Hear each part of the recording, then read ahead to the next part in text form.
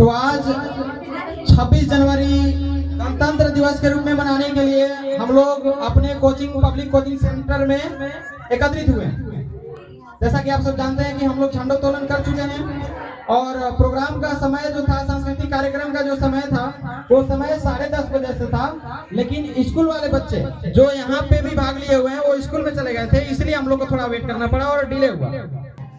उम्मीद करता हूँ प्रिंस कुमार पूरे सिस्टम को अच्छे से हैंडल करिएगा। और यहाँ पर उपस्थित जितने भी अभिभावक गण आए हुए हैं, आप सभी को कोचिंग परिवार हार्दिक स्वागत और हार्दिक अभिनंदन करता है।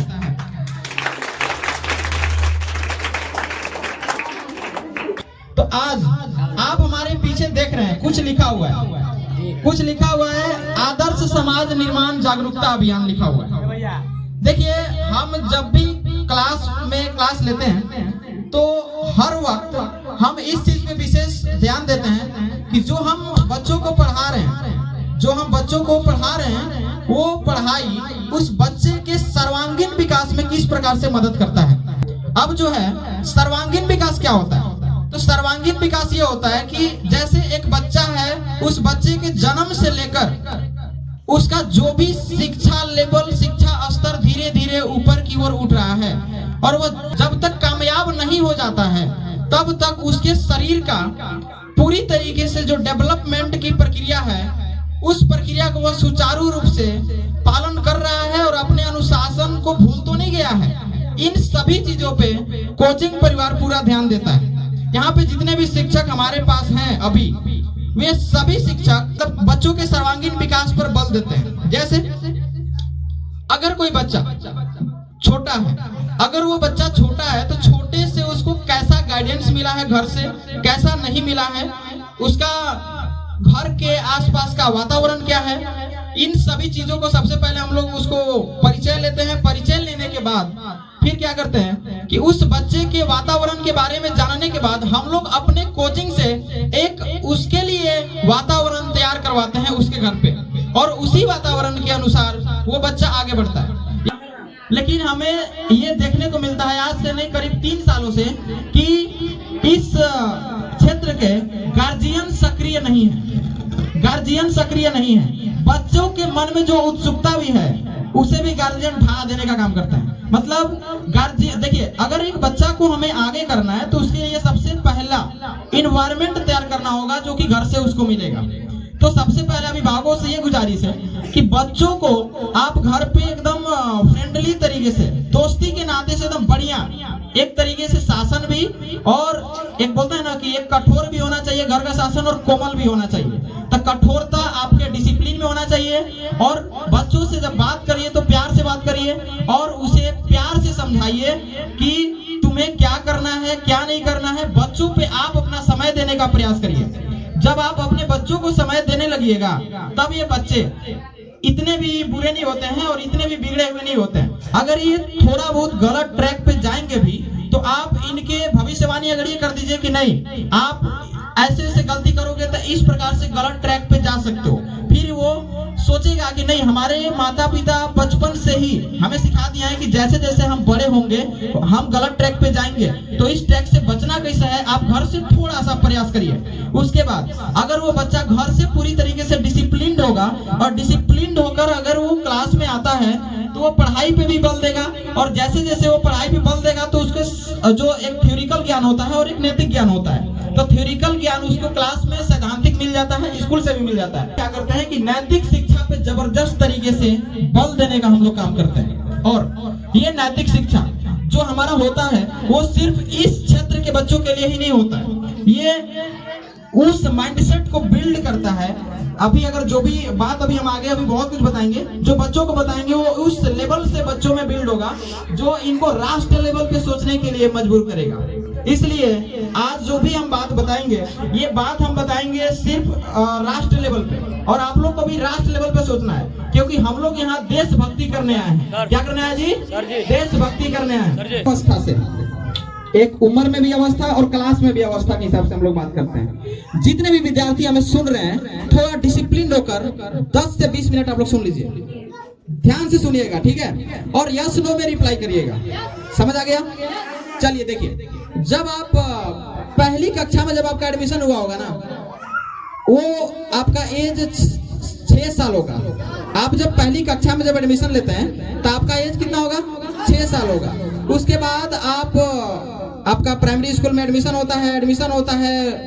अलग अलग विद्यार्थियों का अलग अलग लेवल होता है, कोई पढ़ने में तेज होता है, कोई पढ़ने में थोड़ा सा लोअर ग्रेड का होता है ना। लेकिन एक शिक्षक ऐसा है जो शिक्षक बराबर लेवल से मेहनत करता है क्लासरूम में, दोनों के साथ, जो तेज है उसके साथ भी और जो लो है उसके साथ भी। समझा गया? अब इन दोनों में होता यह है कि एक जो कमजोर रहता है वो पीछे जाके कमजोर ही रह जाता है, जो आगे है वो आगे निकल जाता है। तो यहाँ पे ध्यान ये दिया जाता है कि जो कमजोर है उसको लेवल में पकड़ने के लिए क्या करना चाहिए। तो सबसे पहले घर पे ज्यादा से ज्यादा आपको पेरेंट्स के सहयोग के साथ पढ़ाई करने की आवश्यकता है।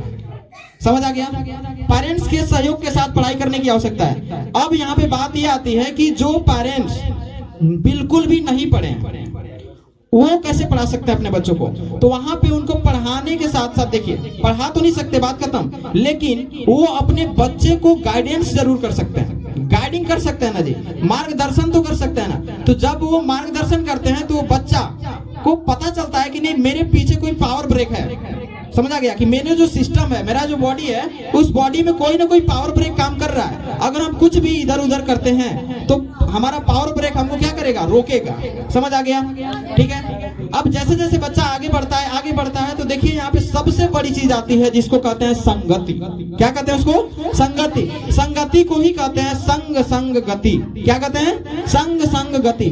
देखिए संगति ऐसा चीज है कि अगर ये संगति अच्छा हो गया तो किसी का जीवन बना भी सकता है, और अगर ये संगति खराब हो गया तो किसी को बर्बाद भी कर सकता है। करता है कि नहीं करता है?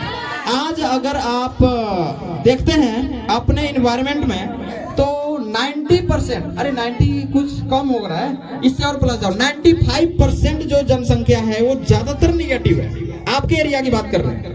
आपके एरिया में 95% जो लोग हैं तो ज्यादातर लोग कैसे हैं? निगेटिव है कि पॉजिटिव है? निगेटिव है। और 5% ही पॉजिटिव है। तो सोचिए कौन जीतेगा, निगेटिव वाला कि पॉजिटिव वाला? निगेटिव वाला जीतेगा। क्यों? क्योंकि इसकी संख्या क्या है? ज्यादा है। संख्या क्या है? ज्यादा है। फिर धीरे धीरे जैसे वो आदमी, देखिए यहाँ पर ना, जब लोगों में निगेटिव माइंडसेट आ जाता है तो कोई भी चीज अच्छे से सोच ही नहीं सकता है। समझ आ गया? वो कोई भी चीज अच्छे से नहीं सोच सकता है। वो हर चीज में, देखिए जैसे कोई व्यक्ति अगर पढ़ाई कर रहा है तो उसका टांग खींचेगा, उसको टांग खींचना चाहिए कि उससे आगे पढ़ना चाहिए, उससे आगे पढ़ना चाहिए, उसको पकड़ना चाहिए, उसके लेवल में होना चाहिए। लेकिन नहीं, यहाँ पे क्या करेगा? टांग खींचेगा। मतलब जैसे वो रास्ते चल रहा है, रास्ते में अगर कोई भी बात कर रहा है तो लोग बड़ी ध्यान से बात सुनेगा ना जी। और अगर जैसे आप लोग कोचिंग आते होंगे, कोचिंग से आइएगा जाइएगा तो काफी लोग बहुत सारा कमेंट करता होगा, ये इस टाइप का कमेंट करता होगा कि देखो यहाँ पे पढ़ाई हो रहा है, और बहुत लोग जलता भी होगा। आप लोग से जलता होगा कि नहीं जलता होगा? जलता भी होगा। कितने गार्जियन है इन लोग के बाल बच्चे अगर प्राइवेट स्कूल में जाएंगे या सरकारी में ही जाएंगे, और एक ऐसा गार्जियन है जिसके बाल बच्चे कहीं नहीं पढ़ रहे हैं, बिल्कुल भी नहीं पढ़ रहे हैं, ठीक है ना, एकदम घर में है, घूम रहे हैं ऐसे ही। और एक गार्जियन है जो जिनके बच्चे सरकारी स्कूल में भी जा रहे हैं, प्राइवेट में भी जा रहे हैं, यहाँ भी जा रहे हैं। मतलब एक तरीके से कह सकते हैं कि पढ़ाई के प्रति सक्रिय है। पढ़ाई के प्रति क्या है? सक्रिय है। तो यहाँ पे ना बहुत दिक्कत हो जाता है। अब जो निगेटिव पीपुल है, जो निगेटिव लोग हैं, निगेटिव जो जिसका बाल बच्चा नहीं पढ़ रहा है वो क्या है? निगेटिव है ना जी। जो नहीं पढ़ा रहा है अपने बाल बच्चे को क्या है? निगेटिव है। आज आपको हम बताने वाले हैं कि इन निगेटिव लोगों से अलग कैसे होइएगा। दूसरी चीज कि पढ़ाई का इंपॉर्टेंस आज हम आपको बताने वाले हैं। समझ आ गया? देखिए ध्यान से। अब क्या है ना कि जो निगेटिव लोग हैं, इन निगेटिव लोगों से अलग होने का एक ही तरीका है। कितने लोगों को पता है? हम कई बार क्लास में बताएंगे। निगेटिव लोगों से अलग रहने का एक ही तरीका है। क्या तरीका है जी? बताइए। इग्नोर करना। क्या करना? इग्नोर करना। समझ आ गया? अगर कोई निगेटिव आदमी निगेटिव बात कर रहा है, निगेटिव बात कौन करता है? निगेटिव आदमी। तो अगर कोई निगेटिव आदमी निगेटिव बात कर रहा है तो हम बड़ी कान खड़ा करके सुनते हैं। सुनते हैं कि नहीं सुनते हैं? यही हमारी खराबी है। और यहाँ से ही स्टार्टिंग होता है निगेटिव संगति। क्या स्टार्ट होता है? निगेटिव संगति। मान लो कि जैसे हम रास्ता में चल रहे हैं, रास्ता में चलते चलते बगल में किनारे कोई पढ़ाई लिखाई की बात कर रहा है ना, कोई अच्छा बात कर रहा है, तो अच्छा बात करेगा तो उसका बात हम नहीं सुनते हैं, उसको इग्नोर कर देते हैं। लेकिन अगर कोई गाली गलौज कर रहा होगा, रास्ते में ही। अरे बस्ती वाले कितने हैं? अरे मान लो कि बस्ती में कहीं पे काला गाड़ी हो रहा होगा तो बड़ी ध्यान से सुनेगा, इतना ध्यान से सुनेगा उसका कोई लेवल नहीं है, और एक एक डायलॉग भी याद कर लेगा यहाँ पे कान में। इससे क्या स्पष्ट होता है कि आपको अच्छा चीज पसंद नहीं है, आपको गाली गाली वाला डायलॉग पसंद है। तो गाली अच्छा चीज है कि बुरा चीज है? आप लोग खुद ही बता दीजिए। गाली अच्छा है? नहीं। तो सबसे पहले हमें क्या करना चाहिए कि वो जो गाली दे रहा है उसको देने दो, क्योंकि जिसके पास जो चीज होता है उसी को देता है ना जी। जैसे मान लो कि मेरे पास विचार है तो हम विचार दे रहे हैं आपको। अगर मेरे पास गाली होगा तो गाली देंगे, है ना? अगर मेरे पास अच्छा बात होगा तो हम अच्छा बात आपको बोलेंगे, है ना? तो यही बात है, जो गाली देता है उसके पास गाली था तो वो देगा क्या आपके पास? अगर कोई अनपढ़ आदमी है, उस अनपढ़ आदमी से आप क्या सोच सकते हैं कि वो आपको बायोलॉजी पढ़ा देगा, वो केमिस्ट्री पढ़ा देगा अनपढ़ आदमी? तो उससे उम्मीद ही क्या करना? समझ आ गया? अब देखो पढ़ाई जरूरी क्यों है। अब उस इंसान के लिए पढ़ाई जरूरी है जो निगेटिव है कि नहीं है? क्योंकि अभी हम उसका एग्जाम्पल दे रहे हैं जो अनपढ़ है, और ऐसा लोगों का एग्जाम्पल दे रहे हैं जो गाली गलौज करता है। तो उसको अब सीखने की जरूरत है कि नहीं है ना? तो सुनिए, अब बात आती है कि हम पढ़ाई के साथ साथ अपने विचार को कैसे मतलब संभाल के रखें, अपने व्यवहार को कैसे संभाल कर रखें कि जहां जाएंगे वहां हमें इज्जत मिलेगा। समझ आ गया? जैसे देखिए, अगर हम अपने शैक्षणिक संस्थान के जरिए बड़े बड़े कदम को उठा रहे हैं तो उसमें आपको भी सहयोग करने की आवश्यकता है, क्योंकि कोई भी चीज अकेले नहीं हो सकता है। हो सकता है क्या? चलिए देखिए, अब देखिए, सबसे पहली चीज, मेरा मूल मंत्र याद रखिएगा। 2-3 मूल मंत्र देंगे जो कि याद रखिएगा, जिंदगी भर काम करेगा। क्योंकि बहुत से विद्यार्थी यहाँ भी हैं और नहीं भी हैं, तो यहाँ रिकॉर्डिंग हो रहा है, उन लोग सुनेंगे तो सुनने के बाद जो होगा सीखेंगे, ठीक है ना? और कुछ लोग ऐसे हैं जो यहाँ से निकल जाएंगे तो उनको दोबारा ये सुनने को नहीं मिलेगा, इसलिए अभी हम बोलते हैं। सबसे पहला चीज, अपने व्यवहार को विनम्र रखिएगा कभी भी। समझ आ गया? अपने व्यवहार को क्या रखिएगा? विनम्र रखिएगा। कभी भी किसी से उग्र आवाज में बात मत कीजिएगा, खासकर अपने पेरेंट्स से और अपने गुरुजनों से और अपने से बड़े लोगों से उग्र आवाज में बात करना नहीं है। बाकी लोग करता है, बाकी लोगों का हमें टेंशन नहीं है। हम अपना देखिए, अगर हम राष्ट्र लेवल पे जो सोचने की बात कर रहे हैं तो राष्ट्र लेवल पे हम डायरेक्ट सोचेंगे तो कुछ नहीं होगा, वो हवा बन जाएगा, है कि नहीं है? हमको बदलाव कहाँ करना होगा? धरातल पे, अपने आप से पहले बदलाव करना होगा। तो गार्जियन से हम इस टाइप से अभी देखिएगा रिक्वेस्ट कर रहे हैं और बच्चे लोग से भी रिक्वेस्ट करते हैं। इसमें है ये कि जिस प्रकार से हमने बोला कि अपने व्यवहार को विनम्र रखिएगा, आइडियल रखिएगा। व्यवहार को क्या रखिएगा? आइडियल। मतलब कि अगर आप कहीं पे खड़े होते हैं तो किसी चीज में आपको कोई कमी ना निकाल पाए, जैसे बात करने में, किसी को सेवा सत्कार करने में, है ना? और क्या चीज कि अगर आप पढ़े लिखे होंगे तो आप लॉजिकली बात कीजिएगा, ऐसे ही हवा में बात नहीं कीजिएगा। तो ये सब चीज व्यवहार में इंक्लूड होता है। साथ ही साथ पूरी तरीके से डिसिप्लिन रहिएगा। समझ आ गया? तो ये सब चीज सर्वांगीण विकास में भी आपका मदद करता है। साथ ही साथ समय के साथ साथ, टाइम के साथ साथ सब कुछ पढ़ाई के साथ साथ भी सारा एक्टिविटी, सारा गतिविधि में क्या करना है? आपको भाग लेना है। कहा जाता है ना कि समय के पास दोबारा समय नहीं है कि वो दोबारा आपको समय दे सके। समझ आ गया? और साथ ही साथ आप बच्चे जितने भी यहाँ पे विद्यार्थी हैं, आप सभी देश के भविष्य हैं। आप सभी क्या है जी? देश के भविष्य। बोलते हैं ना कि जिधर युवा चल देता है हवाओं का रुख भी उधर ही बदल जाता है। समझ आ गया? यानी कि कहने का अर्थ यह है कि विद्यार्थी से बड़ा युवा कोई नहीं है। क्योंकि एक जो नालायक बच्चा है, नालायक बच्चा को देश का भविष्य नहीं कहना है। ऐसे भविष्य है, लेकिन वो देश को डुबाएगा कि क्या करेगा? उठाएगा, देश को डुबाएगा। तो पढ़ना है और इस लेवल से पढ़ना है, इस लेवल के पढ़ना है, इतना पढ़ाई करना है, इतना पढ़ाई करना है कि तुम्हें पकड़ने के लिए मतलब लोगों को 50 बार सोचना पड़े, उसे रात भर नींद ना आए कि उसको कैसे छुआ जाए। इतना पढ़ाई करना है, ठीक है ना? और जब तक वो छुएगा तब तक तुम्हें भी शांति से नहीं रहना है, तुम्हें भी आगे बढ़ जाना है। समझ आ गया? दूसरी चीज हमने बताया डिसिप्लिन बाबू बेहद जरूरी है, बेहद जरूरी है डिसिप्लिन। बिना डिसिप्लिन के आप जिंदगी का कल्पना ही नहीं कर सकते हैं। कोई कल्पना आप नहीं कर सकते हैं, कोई जिंदगी का इमेज आपका नहीं रहेगा। इसलिए आपको डिसिप्लिन क्या है? जरूरी है। देखिए आज जितने भी विद्यार्थी और गार्जियन यहाँ पे हैं ये सभी डिसिप्लिन है। जितने भी विद्यार्थी और गार्जियन यहाँ पे हैं वे सभी क्या हैं, डिसिप्लिन है। अगर वो डिसिप्लिन बाकी लोग भी डिसिप्लिन होते, अगर बाकी लोग भी डिसिप्लिन होते तो कोचिंग में इतना ही विद्यार्थी है नहीं, कोचिंग के इतना ही पेरेंट्स हो जाएंगे। अगर देखा जाए तो सभी विद्यार्थी के माता पिता मिला के इतना ही हो जाएंगे नहीं। बातें बहुत सारी करनी थी गार्जियन से भी और बच्चों से भी, लेकिन यहाँ पे लोगों की क्या है, संख्या कम है। लोग ये चाहते हैं कि हमें घर का काम से फुर्सत मिले तब ना। अरे घर का ही काम है आपका बाल बच्चा, है कि नहीं है जी? आप जिनके बाल बच्चे हैं, आप लोग के माता पिता क्या काम कर रहे होंगे आज, क्या काम करते होंगे? ज्यादा से ज्यादा मान लीजिए 2-4 लोग के गार्जियन बहुत ज्यादा बिजी होंगे, सबके गार्जियन बिजी होंगे जी? नहीं होंगे। कल क्लास में सबको बोला गया था बट ऐसा कुछ नहीं हुआ। चलिए कोई बात नहीं, तो घर पे जाके जरूर बताइएगा कि सर हम लोग के क्या बोले हैं कि अपना घर का वातावरण तैयार करने के लिए।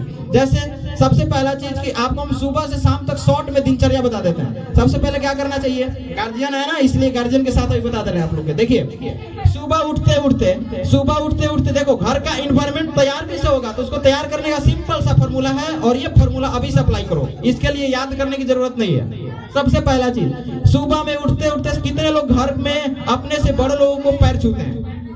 कोई नहीं, कोई नहीं। कोई भी बच्चा, कोई भी विद्यार्थी अपने से बड़े लोगों का घर में पैर नहीं छूते हैं। पैर छूने से छोटा हो जाइएगा। कोई भी, जितने भी विद्यार्थी हैं, जितने भी लोग सुन रहे हैं, अपने माता पिता, दादा दादी, अपने से बड़े लोगों का पैर छूने में छोटा हो जाइएगा आप लोग? नहीं, छोटा नहीं होइएगा। लेकिन ये क्या है आपका, आप लोग देखते हैं कि पड़ोसवा वाला कोई छूता है कि हम छुए, समझ आ गया? इसीलिए आप लोग भी नहीं छूते। अच्छा सोचिए कि अगर आप पैर छुएगा अपने माता पिता को तो माता पिता को कैसा लगेगा? थोड़ा सा सोचो। बहुत अच्छा ही नहीं लगेगा, कल्पना नहीं कर सकते हैं कितना अच्छा लगेगा। एक दिन के लिए नहीं रे बाबू, एक दिन के लिए नहीं, डेली। अभी बोलेंगे ना तो ये कितना दिन असर करेगा? 2 से 4 दिन, 2 से 4 दिन असर करेगा, है ना? 2 से 4 दिन असर करेगा और उसके बाद सब स्वाहा। फिर अगला साल मोटिवेशन मिलेगा ना, तब फिर से पैर छुएगा, जो कि ये क्या है, गलत है। ये क्या है, गलत है। आप लोग अपने माता पिता, देखिए माता पिता साक्षात आपके भगवान है कि नहीं है जी? माता पिता आपके साक्षात भगवान है। तो जो भगवान हमारे सामने है उनका पैर नहीं छुएंगे, और जो फोटो में टंगे हुए उनका पैर छुए सबसे पहले? नहीं, सबसे पहले किनका पैर छूना है? अपने से बड़े लोगों के, अपने गुरुजनों का और अपने माता पिता के। समझ आ गया? आज से अप्लाई होगा, आज से अप्लाई होगा पक्का? दूसरी चीज, अब आपका पाठशाला जाने का टाइम होता है, मतलब स्कूल।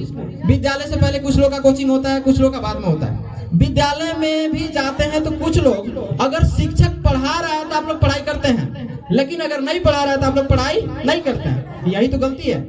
देखते हैं कि अगला दोस्त खेल रहा है तो हम भी खेलेंगे, ठीक है? तो क्लास में भी अगर आप मान लीजिए कोचिंग में ही आते हैं, सबसे पहले अगर आ जाते हैं, कोई बात नहीं, आइए, जगह है, आइए आराम से, लेकिन क्या करना है? पढ़ाई करना है। दूसरी चीज और आगे, किसी से आपस में ईर्ष्या नहीं करना है। ईर्ष्या समझते हैं? जलन, ईर्ष्या समझते हैं ना? क्या बोलते हैं इसको? जलन। ये जलन की भावना निकाल दीजिए। हम बताए थे ना, जलने से एनर्जी लॉस होता है। जलने से एनर्जी क्या होता है? लॉस होता है, फिर आप बर्बाद हो जाएगा। इसलिए कभी भी किसी से जलना नहीं है। जो जल रहा है उसमें क्या करो कि प्यार से बोलो, प्यार से बोलो, प्यार से बात कर करके क्या कर दो? खत्म। समझ आ गया? आपसे जब आप नहीं जलिएगा तो अपने आप को जलाएगा आपको, ऐसा नहीं ना हो सकता है। इसलिए ध्यान दीजिए। दूसरी चीज, कभी भी नकारात्मक बात नहीं करना है। कैसा बात नहीं करना है? नकारात्मक मतलब खराब, जैसे गाली हो गया, है ना, किसी का बुराई हो गया, और जो है क्या बोलते हैं उसको, किसी के बारे में गलत सोच हो गया, है ना, किसी का टांग खींचना हो गया कि वो इतना पढ़ रहा है तो डर कर डिस्टर्ब कर दो कि नहीं पढ़ेगा, वो आगे नहीं बढ़ रहे थे उसको जिंदगी में। समझ आ गया? ये सब चीज कभी जिंदगी में नहीं करना है। इसको एकदम नोट कर लीजिएगा। जितना बात अभी हम बोले हैं रिकॉर्डिंग में हो रहा है, घर पे जाकर नोट कर लीजिएगा कि ये काम नहीं करना है, और सच में करके देखो, जिंदगी में बहुत आगे जाओगे। क्या क्या बोले? ईर्ष्या, जलना नहीं है किसी से, किसी का टांग नहीं खींचना है। समझ आ गया? ये हम अपने विद्यार्थियों को गाइड करते रहे। जहां तक आवाज जाएगी, जहां तक लोग देखेंगे, वो भी अपने विद्यार्थियों को सिखाएंगे। देखिए, अब सुनो सुनो सुनो सुनो, हम अपने विद्यार्थियों के साथ साथ राष्ट्र लेवल पे कैसे बात पहुंचाने की प्रयास कर रहे हैं। हमने बोला है कि हर प्रयास देश के लिए होना चाहिए। हर प्रयास किसके लिए होना चाहिए? देश के लिए। आप देश के एक एक मिट्टी, एक एक बात, एक एक लोग, सबको अपने देश का संपत्ति समझिए। अगर आप चीजों को अपना संपत्ति, दूसरा का संपत्ति ऐसे सोचिएगा ना, तो अब आप कुछ नहीं करिएगा। आप देश के लिए सारा चीज सोचिए कि जो भी संपत्ति है वो संपत्ति किस चीज का है? हमारा देश का है। जैसे पर्यावरण हो गया, और भी चीज जिसको हम नुकसान करते हैं, जानबूझ के अपने वातावरण को नुकसान करते हैं, वो चीज समझो कि ये हमारा देश है। अगर हम कहीं पे गंदगी भी फैलाते हैं तो वो गंदगी हमारे देश में फैल रहा है कि नहीं फैल रहा है? समझ आ रहा है? तो हर चीज देश के लिए, हर प्रयास देश के लिए आपको करने की आवश्यकता है। साथ ही साथ डिसिप्लिन समझ में आ रहा है? डिसिप्लिन रहना है। और भी चीज, घर पे पढ़ाई सबसे बड़ा टॉपिक। कोचिंग में तो हो ही जाता है, स्कूलों में हो जाता है, घर पे नहीं होता है। समझ आ गया? तो घर पे पढ़ाई करना सबसे बड़ा टॉपिक और चैलेंज है। यही आप लोग से नहीं होता है। घर पे पढ़ाई करने का टिप्स ऑलरेडी क्लास में बहुत सारा बताया जा चुका है कि जो भी पढ़ाई हो रहा है उस चीज को घर पे जाकर टाइम दीजिए और धीरे धीरे वो चीज को डेवलप कीजिए। जहाँ पे दिक्कत हो रहा है क्लास टीचर से आकर पूछिए, ठीक है? और एग्जाम आप लोग का नजदीक है। और चीज एक बता दे रहे हैं, क्योंकि अभी आगे फिर हम स्पीच नहीं देंगे, आगे बता दे रहे हैं कि कोचिंग में 5 फरवरी से न्यू बैच शुरू हो रहा है, जो कि आप सबको पता है, बताया हुआ है ना? 5 फरवरी से न्यू बैच शुरू हो जा रहा है। 8 वाले 9 में चले जाएंगे, 9 वाले 10 में चले जाएंगे, 10 वाले एग्जाम देंगे, 10 वाले 11 में अभी नहीं जाएंगे, 10 वाले एग्जाम देंगे, ठीक है ना? और 11 वाले 12 में चले जाएंगे, वो भी मार्च में जाएंगे। समझ आ गया? लेकिन न्यू बैच शुरू हो जाएगा कब से? 5 फरवरी से। समझ आ गया? तो हर प्रयास देश के लिए करना है। और हाँ, आप सभी के बीच जो भी टैलेंट छुपा हुआ है वो सारी टैलेंट को हम लोग यहाँ पे दिखाने का प्रयास करेंगे।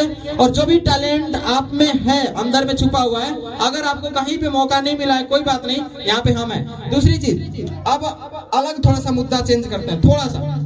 देखिए, बहुत सारे जो गार्जियन होते हैं अपने बच्चे को फी के चलते नहीं पढ़ाते हैं। बोलते हैं कि कोचिंग में फी लगता है ना जी, स्कूल में भी फी लगता है। लेकिन एक बात याद रखिए कि आज गणतंत्र दिवस के शुभ अवसर पर हम आपको ये बता देना चाहते हैं कि ऐसे गार्जियन जो पैसा नहीं दे सकते हैं, समझ आ गया? क्योंकि देखिए, हम लोग पैसा यहाँ पे वैसे डिमांड नहीं करते कि इतना पैसा ही लगेगा, एकदम इससे कम नहीं लगेगा। फी के लिए हमारे यहाँ सबसे ज्यादा डिस्काउंट है। समझ में आ गया? पूरे मिराल में, पूरे इधर डिस्ट्रिक्ट में, पूरे कोर्स का, जैसे अगर हायर कैटेगरी की बात करें, आईएससी की बात करें, तो सबसे लोअर फी हमारे यहाँ का होता है। और हाँ, जो गार्जियन अगर आप पैसा नहीं दे सकते तो आप क्या करिए कि एक लेटर लिखिए। उसमें आज हम ऐलान कर दे रहे हैं सबके सामने कि उसमें लेटर लिखिए और लिख दीजिए कि सर, हम फी देने में असमर्थ हैं, लेकिन हमारा बेटा या बेटी होनहार है, हम इसको पढ़ाना चाहते हैं, ठीक है ना? उसको हम अप्रूव करेंगे और यहाँ पे उसका क्लास चलेगा। और कोई भी बच्चा मतलब एक होता है ना कि मैट्रिक पास करके उसका पढ़ाई को ड्रॉप आउट मत करवाएगा, प्लीज। ये रिक्वेस्ट है सभी गार्जियन से। दूसरी चीज कि हम लोग शिक्षक कैटेगरी के लोग हैं और हम लोग देश को आगे बढ़ाएंगे तो वो शिक्षा के स्तर से ही आगे बढ़ाएंगे। तो याद रखिए कि हम लोग को एजुकेशन लाइन से देश को आगे ले जाना है। शिक्षा और स्वास्थ्य, 2 चीजों को अगर हमने देश में बिल्ड किया तो हमारा देश सर्वोपरि होगा। हम एक स्पेशल, एकदम विशेष समाज को हम यहाँ पे निर्दिष्ट नहीं कर रहे हैं। हमारा उद्देश्य है देश को सर्वोपरि लेकर चलना है हमें, ठीक है? तो एजुकेशन लाइन में जितना हमसे हेल्प हो सकेगा उतना हेल्प हम आप सबके लिए करने के लिए तैयार हैं। कोई भी बच्चा पढ़ाई ड्रॉप आउट करके घर पे नहीं रहेगा। समझ आ गया?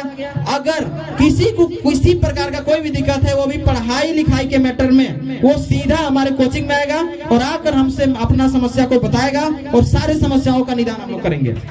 समझ आ गया? तो ये एक प्रकार से आप सभी के लिए शुभ अवसर हम दे रहे हैं। और शुभ अवसर ये नहीं है, ये शुभ अवसर नहीं है। आप लोग ये मत सोचिएगा कि नहीं ये ऑफर लागू कर रहे हैं। नहीं, ये ऑफर नहीं है। क्योंकि ध्यान से बात सुनिए, हम बोल क्या रहे हैं? हर प्रयास देश के लिए। हमने क्या बोला? हर प्रयास देश के लिए, ठीक है ना? और आदर्श समाज निर्माण जागरूकता अभियान, ये अभियान अभिवर्ण चल रहा है जी, ये अभिवर्ण अभियान है। लेकिन हम पढ़ाएंगे तो हमको पैसा सब कुछ नहीं होता है, याद रखो। पैसा सब कुछ होता है नहीं, पढ़ाएंगे तो कभी न कभी तो तू जिंदगी में सफल हो जाओगे, है ना? तबे गुरु दक्षिणा ला के दे देना। समझ आ गया?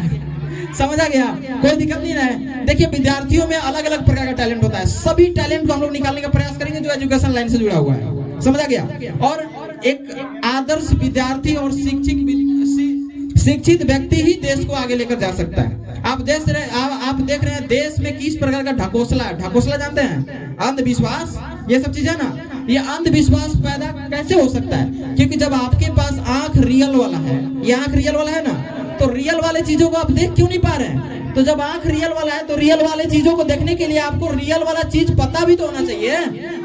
तो जिसको आंख रियल वाला है लेकिन रियल वाला चीज है क्या चीज, वो चीज मालूम ही नहीं है, तो क्या करेगा? जो दिखाई नहीं दे रहा है उसी पे विश्वास करेगा, जो पुरानी परंपराओं को सुनते आ रहा है उसी पे बिलीव करेगा।